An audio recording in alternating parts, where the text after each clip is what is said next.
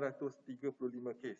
Dr. Nur Hisham berkata bagi kluster Basong melibatkan sebuah jin nelayan di daerah Kudat, Sabah. 19 kes dikenal pasti positif COVID-19 dalam kluster itu melalui saringan bersasar ke atas individu yang terlibat dengan perniagaan ikan di daerah Kudat. Kedua, kluster Inai melibatkan daerah Kudat di negeri Sabah.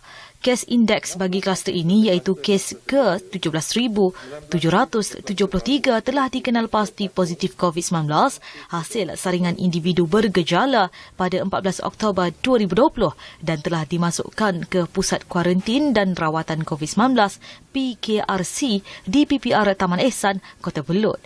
Saringan kontak rapat telah mengenal pasti 7 lagi kes positif COVID-19. Ketiga, kluster tempayan melibatkan daerah Kota Kinabalu dan Penampang di negeri Sabah. Kes indeks bagi kluster ini iaitu kes ke-11,619 telah dikenal pasti positif COVID-19 hasil saringan individu bergejala pada 1 Oktober 2020 dan telah dimasukkan ke Hospital Queen Elizabeth. Saringan kontak rapat telah mengenal pasti 18 lagi kes positif COVID-19. Kluster Long yang keempat pula melibatkan daerah Hulu Langat di negeri Selangor dan Titiwangsa, lembah pantai Kepong di wilayah Persekutuan Kuala Lumpur.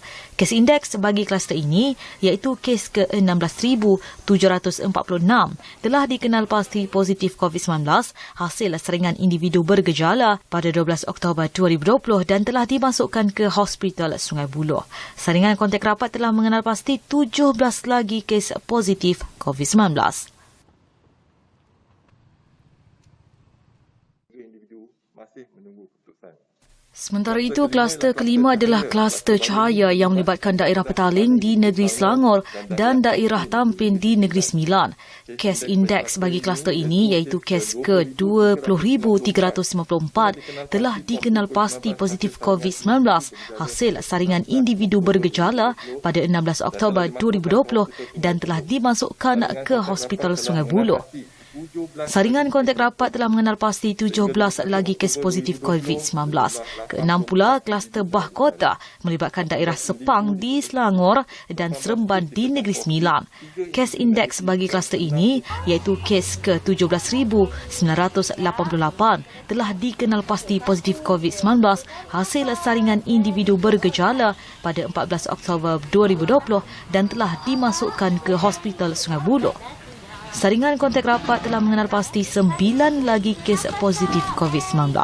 Ketujuh, kluster Melati melibatkan daerah Titiwangsa di wilayah Persekutuan Kuala Lumpur dan daerah Kelang di negeri Selangor.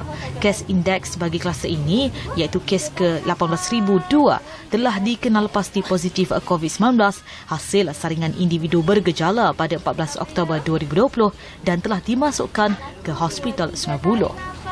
Saringan kontak rapat telah mengenal pasti 8 lagi kes positif COVID-19. Terakhir, ke-8, kluster Bina Labuan melibatkan wilayah Persekutuan Labuan. Kes indeks bagi kluster ini iaitu kes ke-22,943 telah dikenal pasti positif COVID-19 hasil saringan kemasukan hospital pada 21 Oktober 2020 dan meninggal dunia pada hari yang sama di Hospital Labuan. Saringan kontak rapat telah mengenal pasti 4 lagi kes positif COVID-19.